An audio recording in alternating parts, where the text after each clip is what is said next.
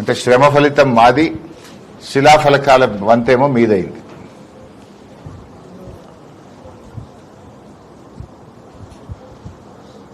ఇలా మీరు ఈ రాష్ట్రంలో 2.5 సంవత్సరాల్లో ఎక్కడికి పోయినా బీఆర్ఎస్ ప్రభుత్వం ప్రారంభించిన కార్యక్రమాలు మా హయాంలో పూర్తయినటువంటి వాటికి రిబ్బన్లు కత్తిరించడమే మీ వంతైంది.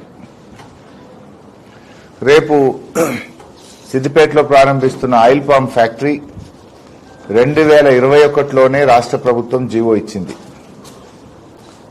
300 కోట్ల రూపాయలతోని ఈ ఫ్యాక్టరీని నాటి బీఆర్ఎస్ ప్రభుత్వం మంజూరు చేసింది, పనులు ప్రారంభించింది.